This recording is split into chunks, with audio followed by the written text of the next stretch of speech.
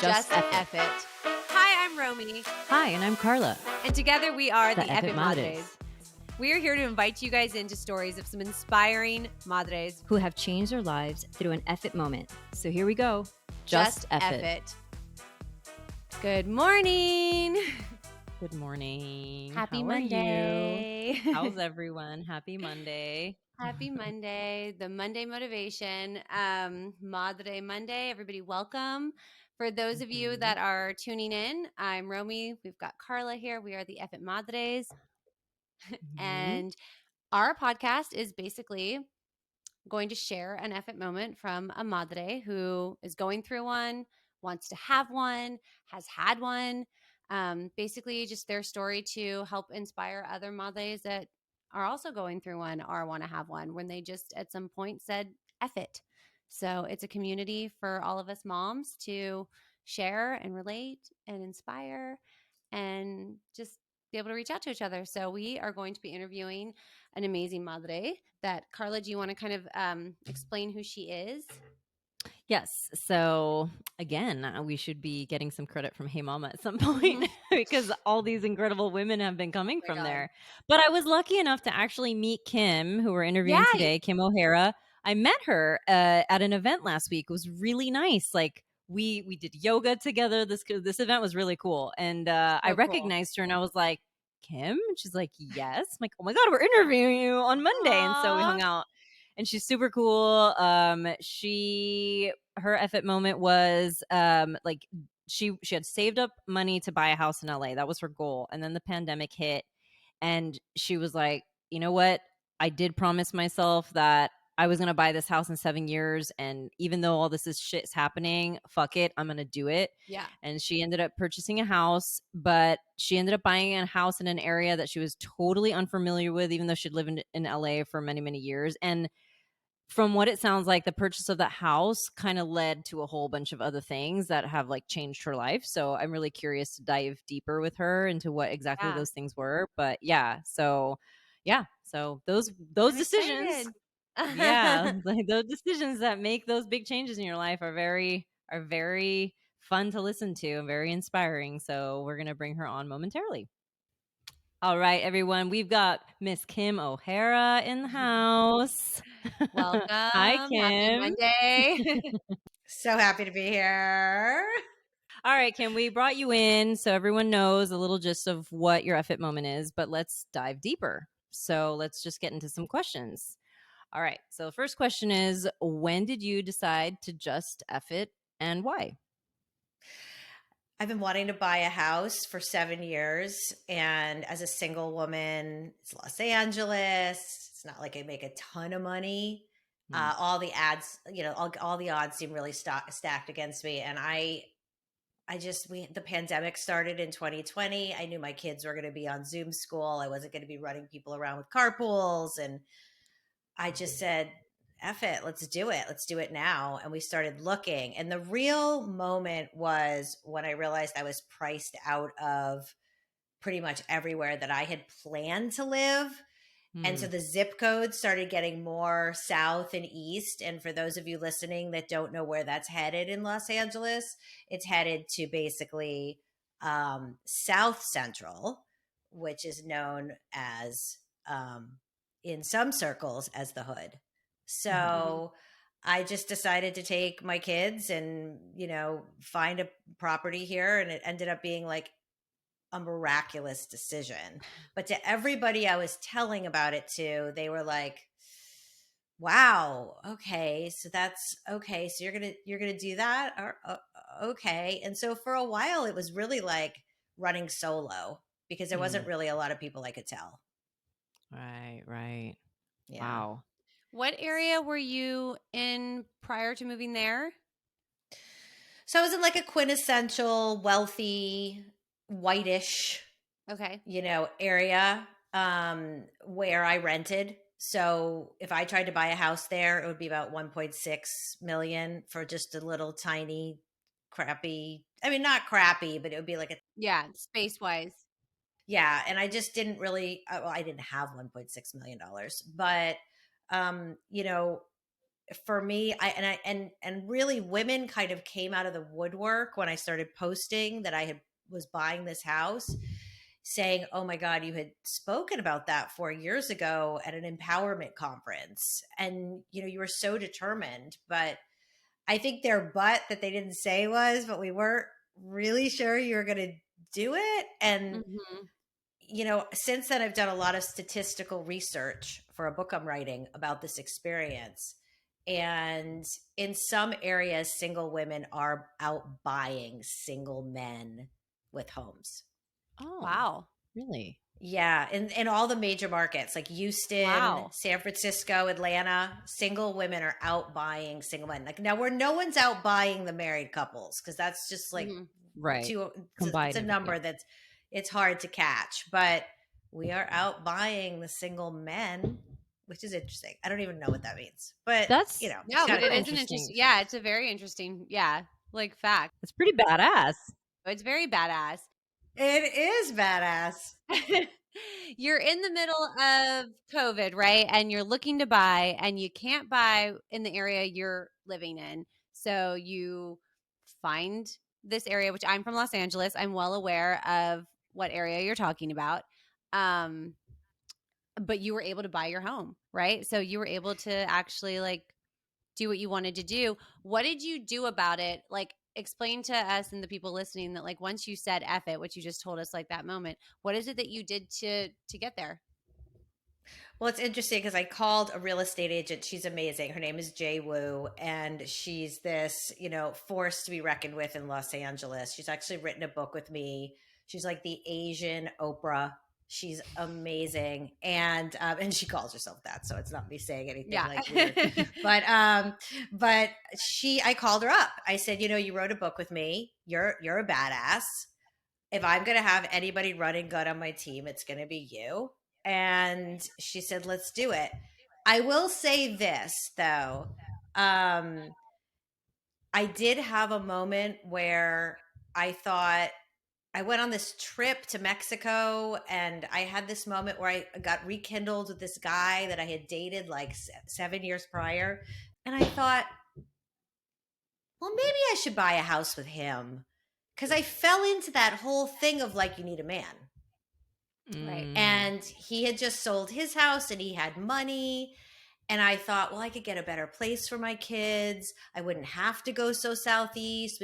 So I actually started looking at houses with him. And my kids were like he came out of nowhere. Like he came out of nowhere. They're like, oh, Right. we're going to move in with this dude. Yeah. And I really I had a real faulty belief moment and everybody went along with it. My realtor, everybody was like, okay. And one day I woke up and I was like, this is like pre-COVID. We were looking. And I woke up and I was like, not only am I going to buy a house, not where I think I'm going to buy a house, I'm going to do it by myself. Yes. And I called him up and I remember the day I called him up and I was like, so, I'm not going to buy a house with you. And he goes, yeah, I think things are moving really fast. We should take it slow. And I go, and I don't really think we should date anymore. And so it was like a double, it was like, and then I was just gone. I was just like, I'm out of here. I was like, I am doing this. It was like the fuel I needed. There's nothing more powerful than like, yeah, getting to the place where you're like, you know what, F it, I actually don't need any of this. We tend to lie to ourselves about what we need in order for things to happen. Carla's always my biggest cheerleader on being like, you have this. There is nothing around you that makes you have it, but you have it. So I really appreciate you getting to that point and sharing that point because it's so important to remind ourselves that like we can do it on our own. Yes. And I called Jay and I was crying and I was like, my biggest concern as a responsible woman is the mortgage paperwork we have to redo. And I'm like, oh no, we have to redo all the numbers. She's like, I don't care about the numbers. Like, I'm so happy. You're going to do this on your own. And it's interesting how it's no one's responsibility to say, you're a strong enough woman. You can do this on your. I was just so scared of the unknown that I Yes. fell back into. And this was like a perfectly nice man. There's nothing wrong with him. I just wasn't in love with him.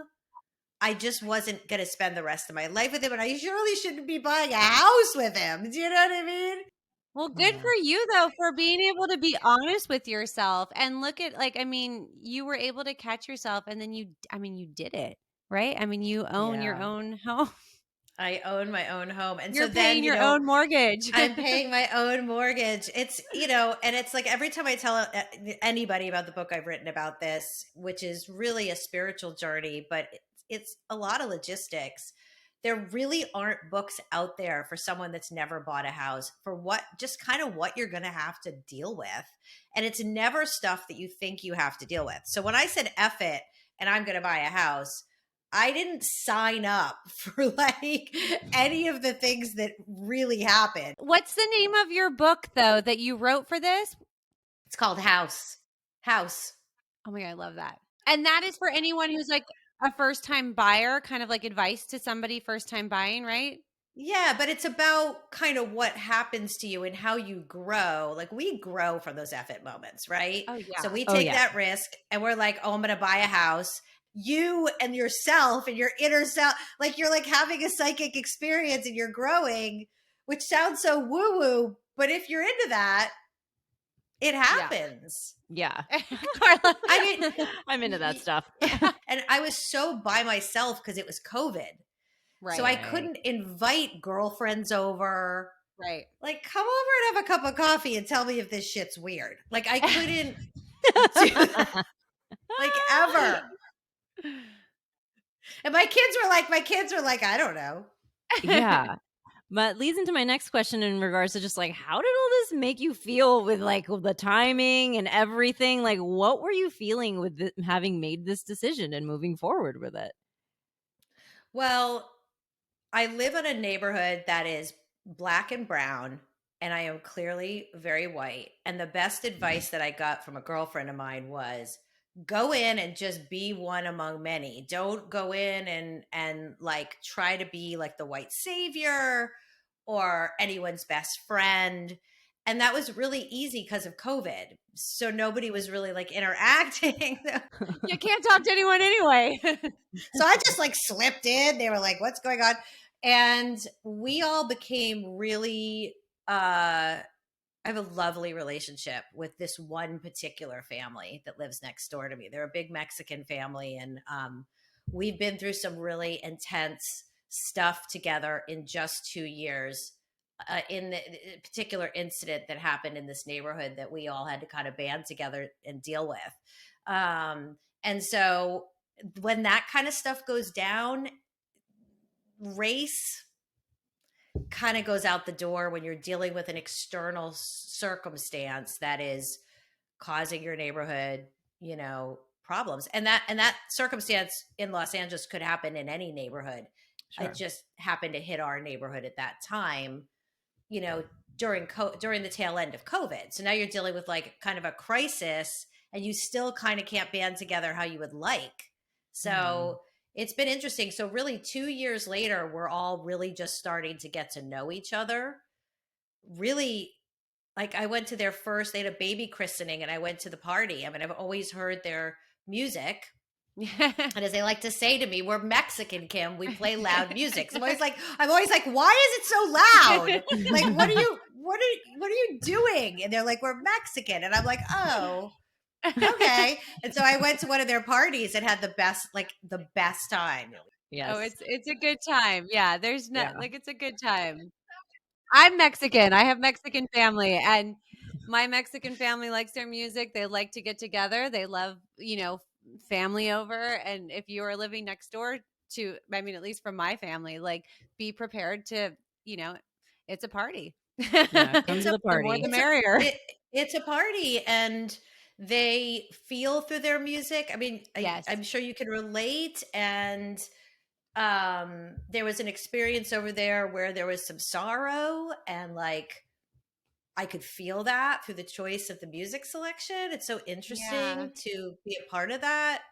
And I would never have had that experience if I was living in my prior neighborhood. I never would. Well, isn't it so important to kind of sometimes, I mean, not everyone has the effort moment to do that. But when you get out of your comfort zone or all that you know and all that you feel safe, and you put yourself in a new environment where you're able to learn, maybe it's scary, maybe it's not familiar, but what that does, I mean, for anyone, we've listened to some moms come on here that have talked about just removing themselves and putting themselves in a new like country, but these Right. experiences, like you So said, amazing. they're so good for our souls to just break free and try something new like that. I mean, Mm-hmm. it's inspiring.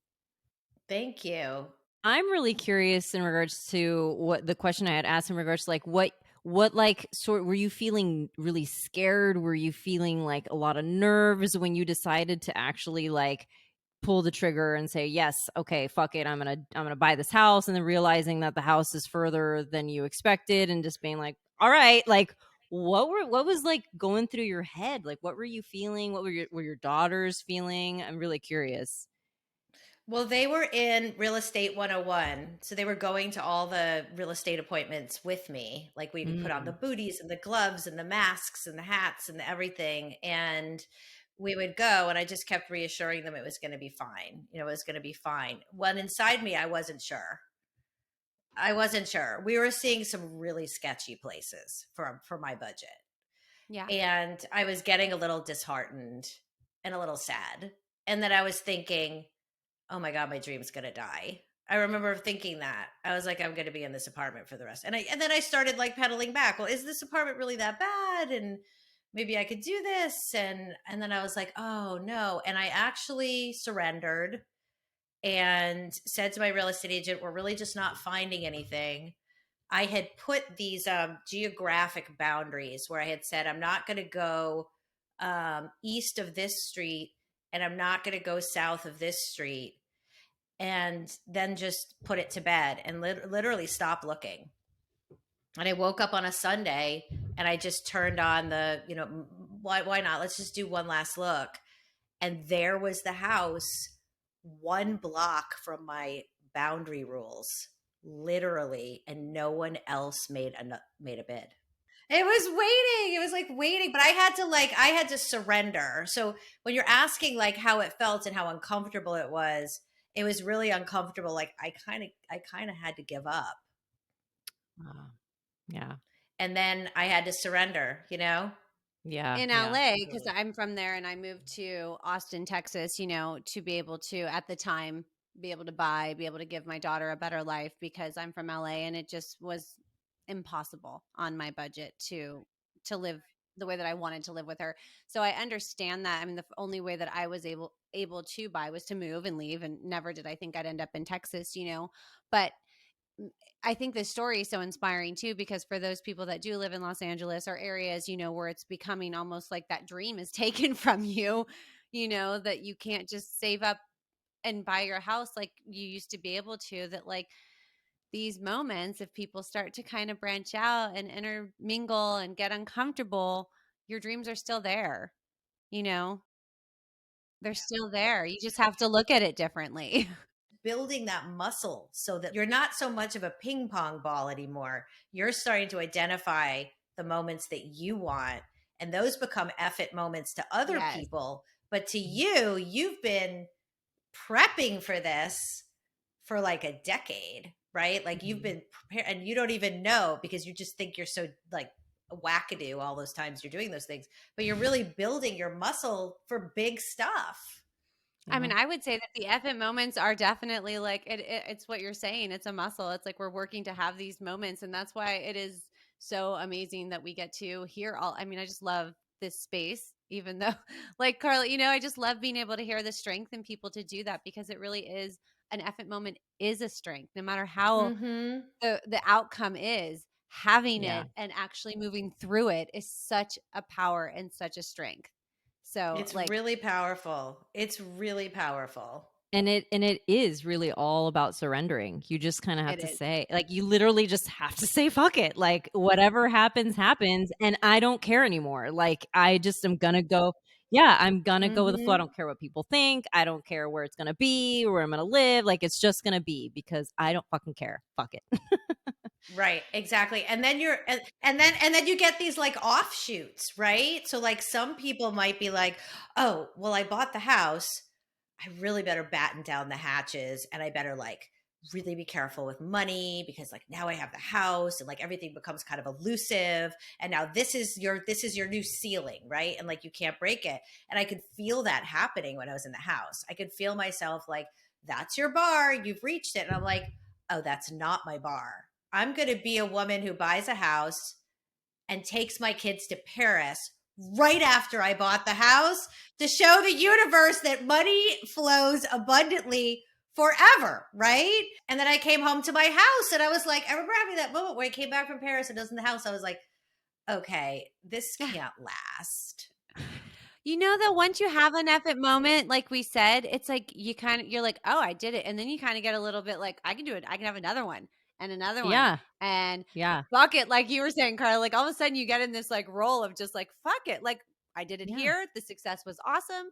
I felt good. I'm going to say it here. And it becomes like a little shuffle around your life in different areas. So maybe first it's financial, maybe it's emotional, maybe it's whatever it may be. You start to get stronger in all those areas, which is so amazing. My next question to you would be, what did it do for you and your family? Well, my daughters got to have their own bedrooms, which they loved. And, they had their own bedrooms in the other place, but it was kind of weird, I think, for them because I gave them the bedrooms and I slept on the couch for 2 years. I've done that. So I've been there. Yes. there's nothing worse than making your couch in the morning, okay? But it humbles you. It humbles you. So I think for them, there was probably some guilt.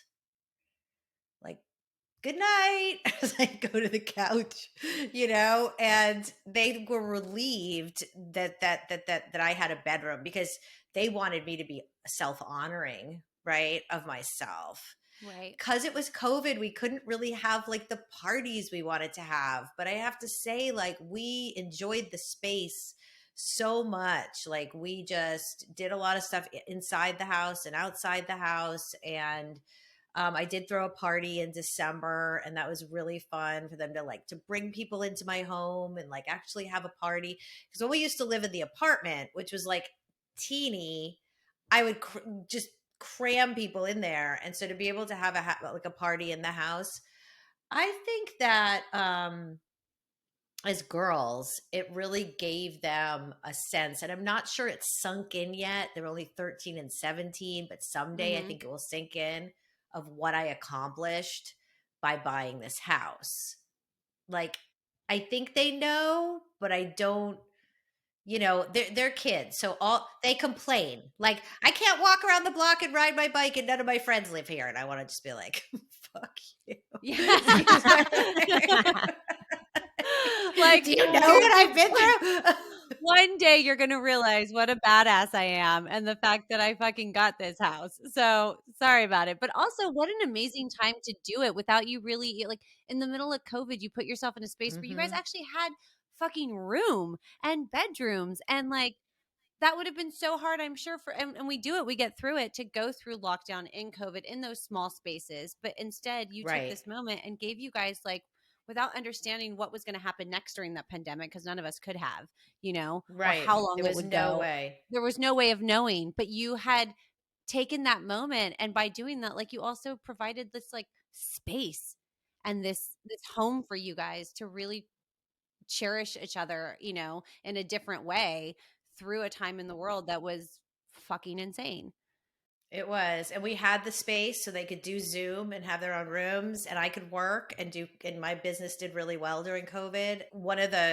We had that tragedy here that I explained that was Yeah. a gentleman who had been incarcerated, had been released with mental illness and a meth addiction, and his family didn't know how to take care of him, and so he basically started bothering myself and the other neighbor. It got really, really, really out of hand, and we had Oh, to call wow. the cops, and we had to call, but what happened is through that process I learned that the LA riots from 30 years ago had culminated 2 blocks from where I live. And I had this like intense systemic epiphany about how we really haven't moved the needle. Like how Black Lives Matter, okay, it's great, but really when you get granular, this guy had no support, he had no help. He's throwing bricks at our houses, 30 years ago, bricks. I mean,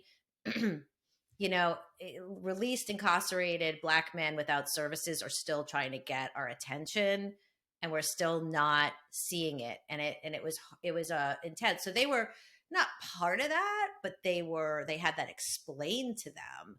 And I feel like that was really impactful to them.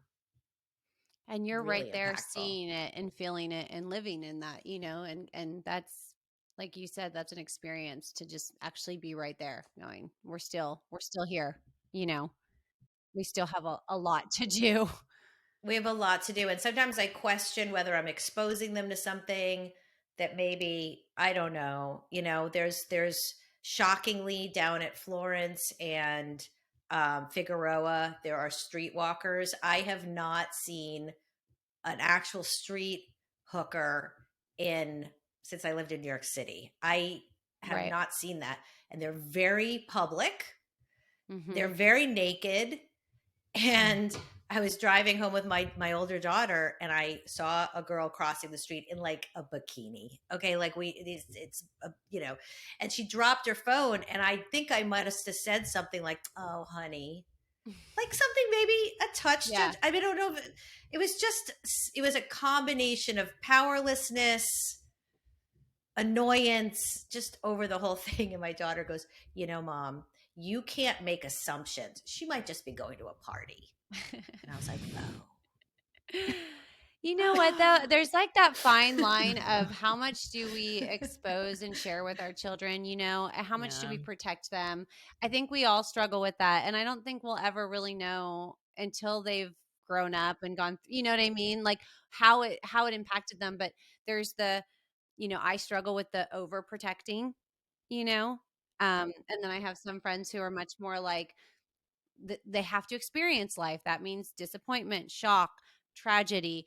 This is life. Like if you protect too much from that, it's almost like a shock later. And Mhm. so there's that balance. And I feel, I don't know because I'm not your children, but I imagine there's going to be a lot of beauty and life experience from this opportunity. Right. Um, Right. Well, they you know, teach me, you know what I mean? Because if in that moment there was any judgment, which I would want to think that isn't, they put it they're putting it in my face like I'm kind of hearing, and then that makes me think, well, how can I minister to these young women? How can I help these young women? And then to realize that I'm not equipped to help these young women, but maybe I might be able to share something about them so that somebody that could minister to them could get down to Florence and Figueroa and help them, because I know I'm not the person to roll down the window and be like, honey, let me go out, let me save you. Someone else that has more experience could go down. So it's almost my responsibility to talk about it because I see it, right, right. where I didn't see it when I lived in the other neighborhood.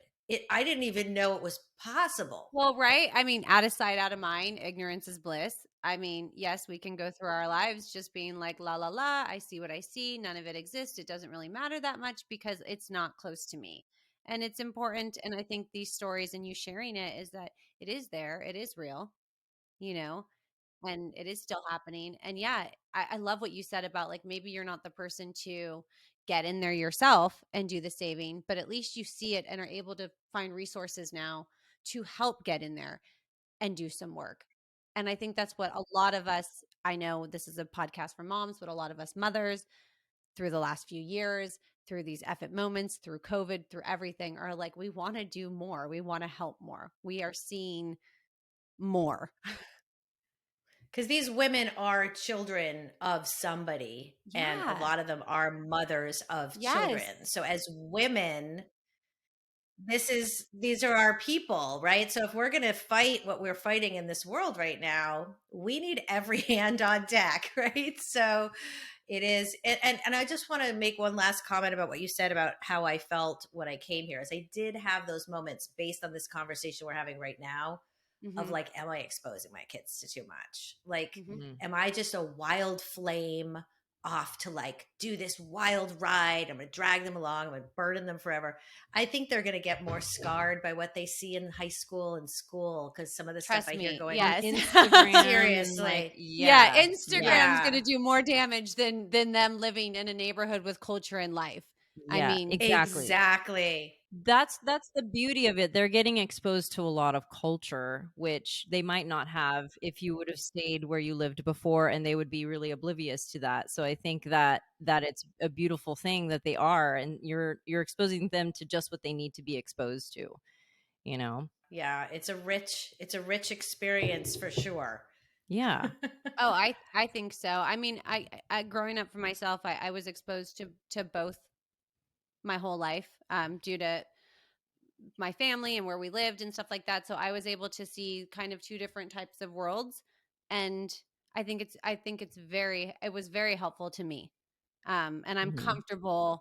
I'm comfortable in any situation with like I've been exposed my whole life to all kinds of walks of life and love and cultures. And yeah, I mean, I don't feel like I'm giving my daughter enough of that, to be honest. And so hearing this through you is like, oh, I do need to kind of like allow for more life in her life, because she is so closed off and so protected. But I think it's important. Right. Well, just the knowledge, just the understanding that you could do more. I mean, I've lived in Los Angeles for 18 years. So for that effort moment to happen in Los Angeles, you would think it would be like something else, but it actually, so I think for a lot of women, their moments are really near to them. They're just not seeing them, right? They're like, oh, well, I've been here, I'm in this job, or I'm in this marriage, or I'm in this. There's no more, the effort moments have run dry. And I'm going to say, there's always farther to go. There's always, look for the signs and look for what you're being called to. I had a client that wrote a book about South Central 3 years before I moved. And I Mm. remember asking her questions and going, so what is this place? Like, what is this place? And hearing it from a Black woman's point of view who had gone to University of Southern California, had been the first single Black mom to go there, and then getting a Oh, message. And I remember learning about that. And then I started doing some exploring. I'm like, what is this place? So I've always had like the signs coming to me. So yes. by the time the effort moment came, I was already like, some kind of higher power has already been planting these seeds. Like, there's no Yeah. way this is like this just out of nowhere. Carla just sat up a little bit taller with that. Cuz I'm all about the signs. It made me think though, Carla, I feel like that's like even our friendship, like us in the years of our friendship. It's like at least I feel like our friendship was always something that had something else there that I don't think I knew. But if I think back on it now, I'm like, it all makes sense. And eventually we were supposed to do something together like this, and it's always been there. And it's just amazing. Yeah. Yeah. When it just lands, and then Yeah. together we went F it. So it's like, yeah, I think you're so right with like you're not even aware sometimes through your life when things are getting ready for something bigger and not really knowing what that is. But if you surrender, Yes. I mean, I could think it's this. Divine timing. And yes, I could think it's to write the book. I could think that that's why I'm here, and then I could yeah, write the book, and maybe the book's a big success, but maybe that's not even it yet. Maybe yeah. there's like something else like that I don't even know what's going to happen in 10 years from now. So like you keep staying curious and like looking for the signs and following them, and not like packing up your suitcase and being like that's the end of that road. It's like no, the journey's going to keep going. Well, isn't that what makes life so exciting though? Is when you are on that journey and you're really tapped into just like the unknown and not knowing what's coming or what's around the corner. And if you sit in that space where you're like, I think one of our last Madre that was on, Christine was like, your rock bottom is never like really rock bottom. So it's like, oh, you never know. You know what I mean? Like you just never know what is around the corner. So keep going, keep moving because it's really not the end. we never It's not know. the end. 'Cause Right. Right. don't we continue to wake up and go, "Holy shit, I didn't know this was coming," you know? Yeah, didn't Like see that coming. Didn't see that coming at all. But we're so uncomfortable with the unknown. I mean, I think especially as moms, I want to know my kids are going to be safe.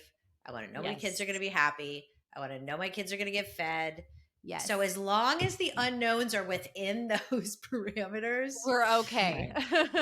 Yeah. because then when things start to get a little like, oh, am I going to be able to take care of my family? Am I going to be able to take care of my family? That's when things get a little like I shut down a little bit. So I'm trying Yeah. to like stay open and remember like God has me, God has my children, God has everybody, whatever God you believe in, if you don't believe in whatever you believe in, but there's something else that's got a handle Yes. on the process Yeah. more than me, right? Yes. More than me. Like someone once said to me, your biggest dream is God just getting started.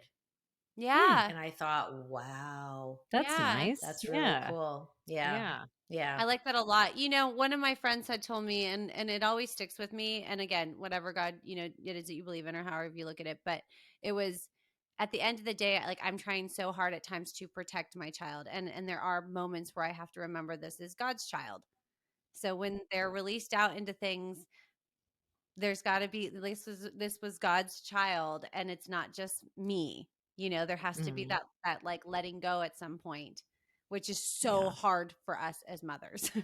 It's really Mhm. hard. It's definitely, it's very, very hard. It's It is. absolutely hard. But I think one of the most beautiful things about owning the house was just really the dance parties we have and like the Aw. cookies we bake and like you really can do that anywhere, but and we did do that in places before. But there was something about celebrating on our own land that's Yeah. very symbolic, right? It's very Mhm. ancestral.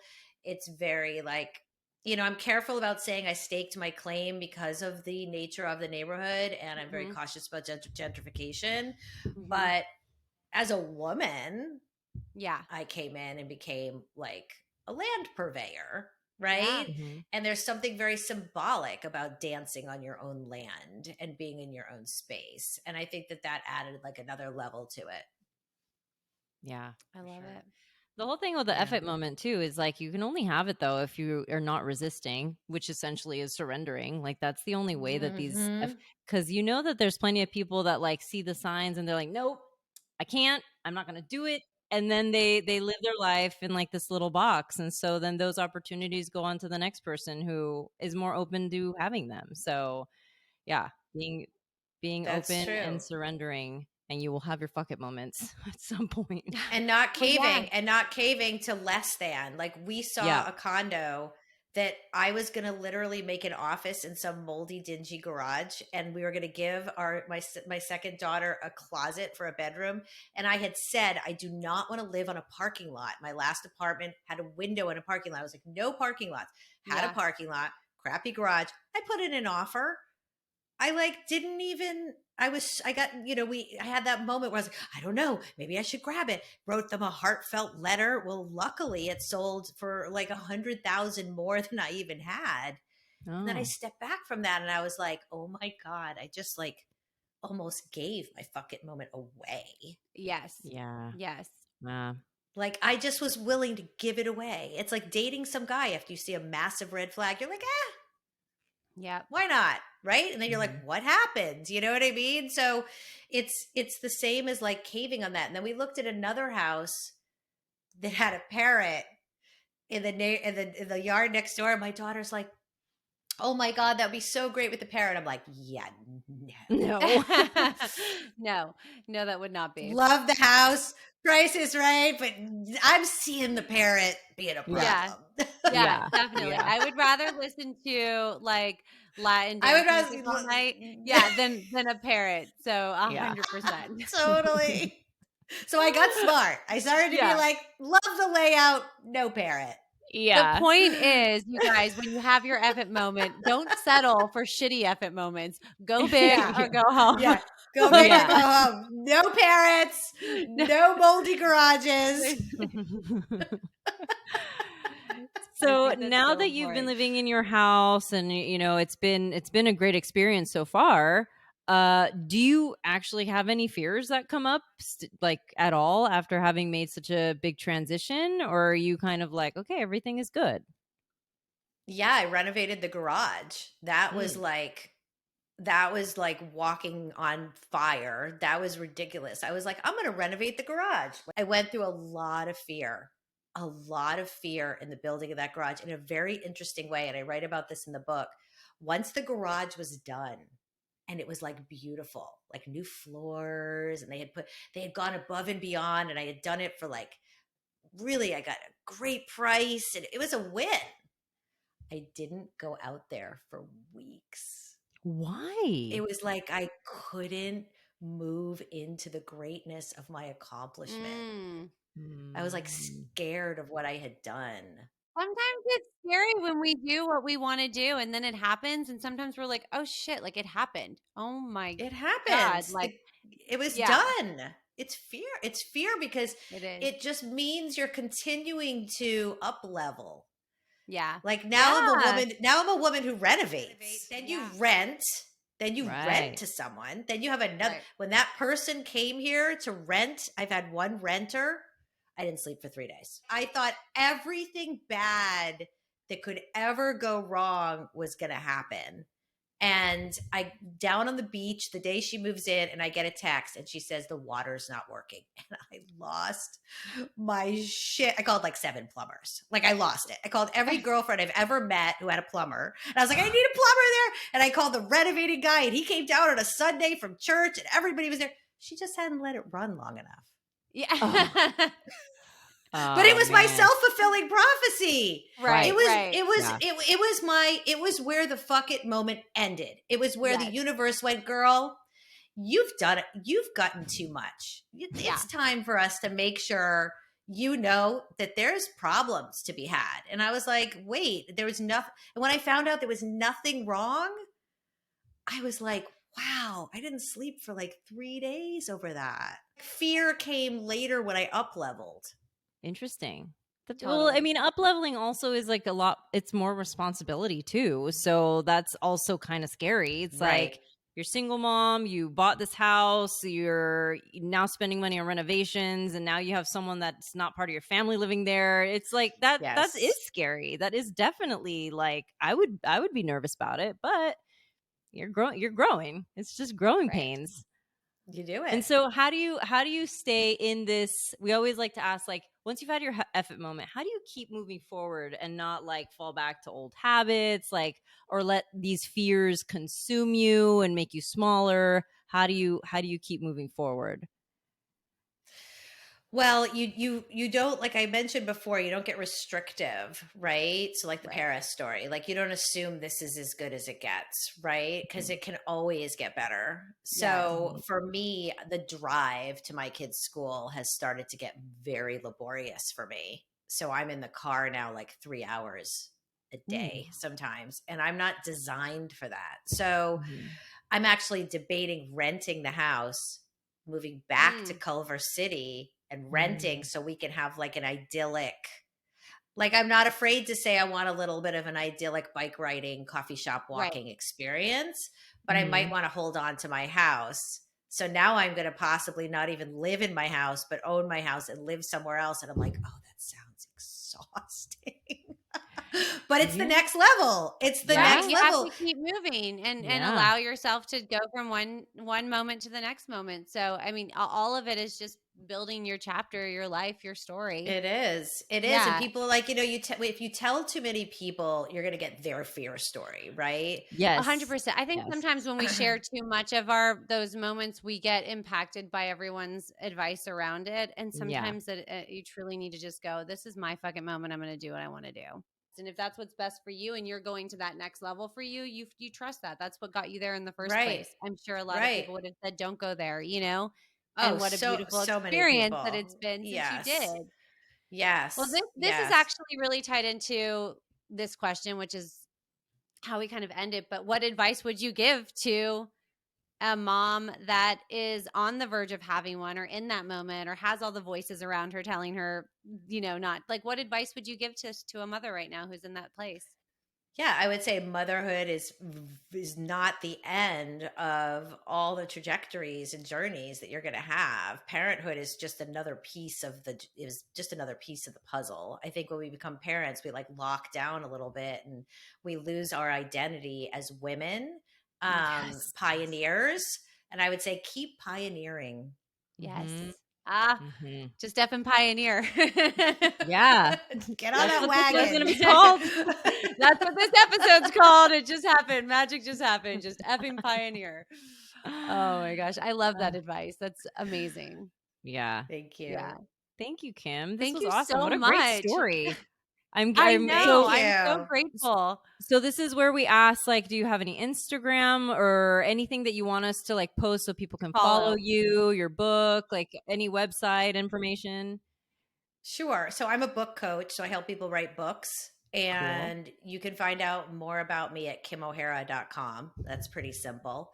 Mhm. And then I also have written a prior book to the house book. And that is a book about sexual abuse denial. And it helps people make different choices and change their lives. So that's under kimoharabooks.com. And that Okay. is for pre-sale right now. So we're Okay. trying to drive up pre-sales for the launch in 2023. I have a publisher for that book. Okay. And my Instagram's Kim O'Hara Coach. And you can find me on LinkedIn under Kim O'Hara. And I think That's a lot. That's a lot of good, good links. No, that's a me. lot. That's me. Just F it.